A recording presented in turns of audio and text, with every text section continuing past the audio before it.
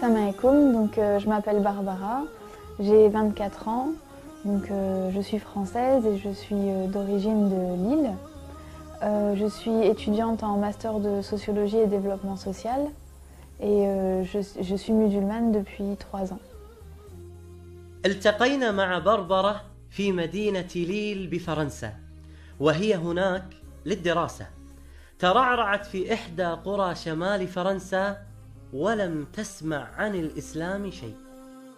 La religion chez mes parents c'était peut-être plus fashion victime, donc les vêtements, etc. Donc on ne parlait pas trop de religion, de spiritualité, le Dieu n'était pas trop présent. Mais j'ai toujours eu un lien avec Dieu, voilà, sans forcément savoir ce que c'était, mais voilà, je sentais quelque chose. Et je sais que voilà, on peut avoir un contact avec Dieu parfois différent, et j'avais parfois le soir ce contact avec lui. Je m'étais dit, si un jour, il y a forcément quelque chose de plus juste ou de plus vrai, et si un jour j'ai la chance de pouvoir toucher à ça,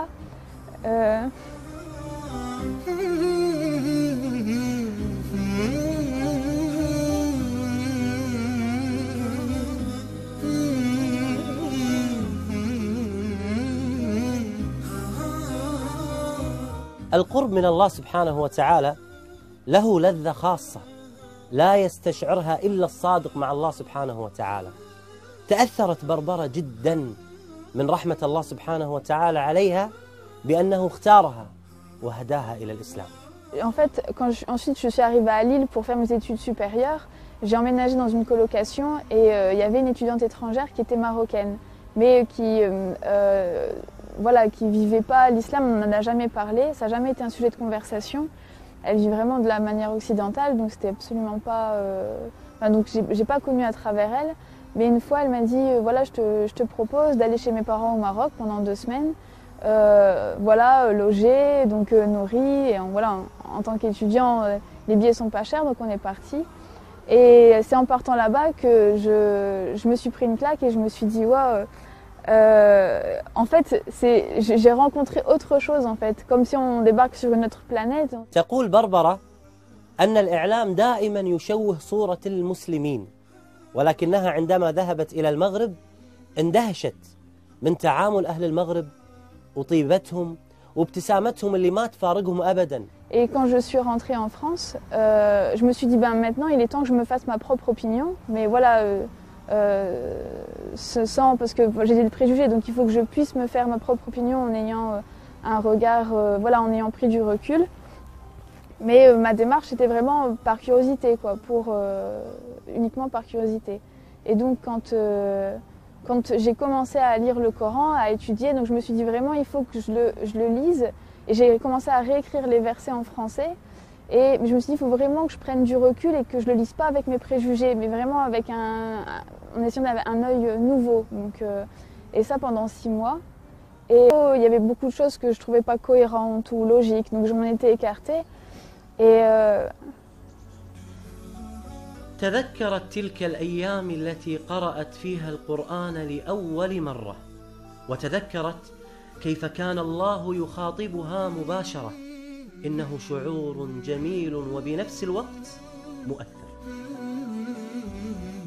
ما هو شعورك الآن؟ Justement, quand je lisais le Coran, je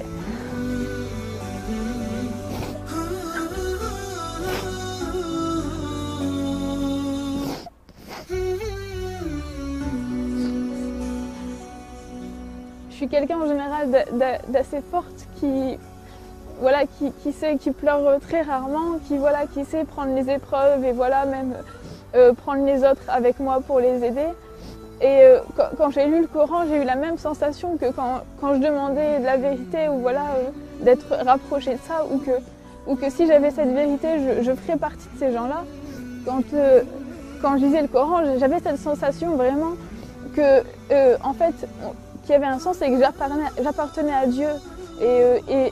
Et voilà, c'est voilà ce que je ressens. Et ce que je ressens maintenant, voilà, c'est que c'est qu'on lui appartient et c'est qu'à lui que j'appartiens, et que c'est une sensation énorme et que on peut être très riche ou puissant, mais sans lui, on n'est rien.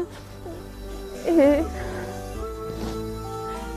je pleure rarement, c'est vraiment, mais quand je reparle de ça, j'en parle rarement parce que c'est quelque chose qui me prend vraiment et c'est... Je sais que sans mon Seigneur, je suis rien, que j'ai pas... Que si, je sais pas, à l'heure actuelle, si j'étais pas devenue musulmane, il y aurait aucun sens dans ma vie, qu'il y aurait pas...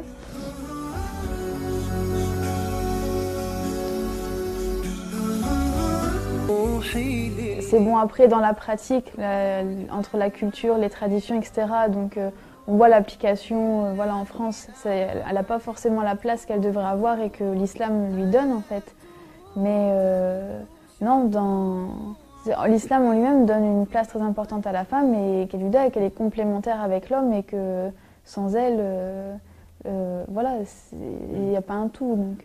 بسبب تقصيرنا في نشر الإسلام والسبب الرئيسي بأن الإعلام الغربي يشوه صورة الإسلام كانت من أكثر الشبه التي أثرت على بربرة بأن الإسلام يضطهد ويظلم المرأة ولما فتحت المصحف وجدت صورة كاملة باسم النساء.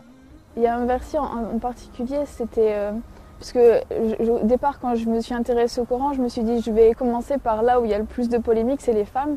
Donc j'ai lu la sourate Les femmes. Et à un moment donné, c'est le verset 82, il me semble, où justement il explique qu'on voit qu'il y a des contradictions hein, forcément dans les autres écrits, donc qu'il y a pas que si on lit le Coran, voilà, qu'il n'y a pas.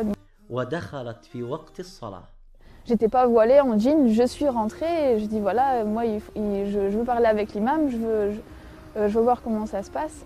Et je suis rentrée, je suis allée directement parler avec un frère. Pour moi qui était l'imam, je suis bien tombée, c'était l'imam, et j'ai commencé à lui raconter que voilà, je veux me convertir, que je suis intéressée, etc. Et alhamdoulilah, il a été très patient et très gentil, il m'a regardé, voilà, il m'a écouté. Et après un autre frère est venu à côté de moi, il m'a dit oui, c'est bien l'imam à qui tu parles, mais il parle pas un mot de français, donc il vient de rien comprendre ce que tu viens de dire. Donc ça faisait 10 minutes que je parlais en fait à quelqu'un très patient qui m'a pas interrompu et donc... donc ensuite il m'a dit voilà ben, tu reviens parce que c'était mercredi, il m'a dit tu reviens dans 2 jours vendredi. فعلا ذهبت بربرة إلى صلاة الجمعة وهناك أمام الجميع نطقت بالشهادة وأعلنتها بربرة مدوية بأنه لا معبود بحق إلا الله سبحانه وتعالى. فعلا إنه شعور لا يوصف أبدا. On peut pas c'est indescriptible, il n'y a pas...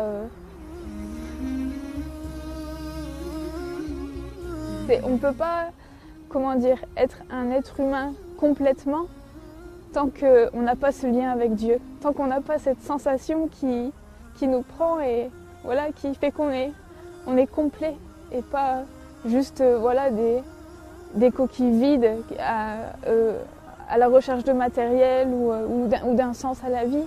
Là, les choses elles deviennent évidentes, il n'y a plus... Donc je ne sais pas comment... C'est juste indescriptible cette sensation. Je pense que ça fait partie des choses comme,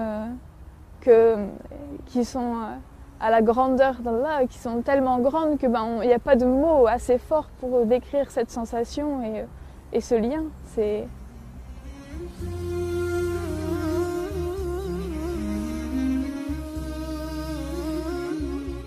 لم يكن صعبا على بربرة بأنها تبلغ أهلها في إسلامها، ولكن الصعب بأنها ترتدي الحجاب في مجتمع يرفض لباس العفة. Le souci, ça a été plus tard, donc voilà, 1 an après quand j'ai mis le foulard, où là on devient visible, parce que la norme en France, c'est que personne ne met un foulard sur sa tête, donc forcément ça devient un signe religieux, et donc qui est très mal perçu, surtout que voilà, c'est péjoratif, l'islam n'a pas une bonne image ici, donc ça a été surtout avec mes parents, donc la difficulté. Donc au départ, quand ça a été uniquement la conversion, c'était, il fallait le dire, c'était rien, c'était quelque chose Comme quoi, voilà, il faut partager, dire la vérité, ne rien garder pour soi. Je l'ai annoncé au téléphone. J'ai mis la distance de sécurité entre voilà, le nord de la France et le sud pour être sûre. Et donc, j'ai annoncé au téléphone. Je dis, maman, tu te souviens, tu m'as dit qu'on peut tout dire à sa mère. Ensuite, au début, on est un peu parano. La première semaine, on pense que tout le monde nous regarde, qu'il n'y a pas, mais passé 2 semaines, en fait, voilà, quoi, on remarque même plus. Mais maintenant, c'est quelque chose... parce que je le fais pour Dieu et je le fais pas pour les gens. Donc moi, j'ai mon compte, donc voilà. Voilà.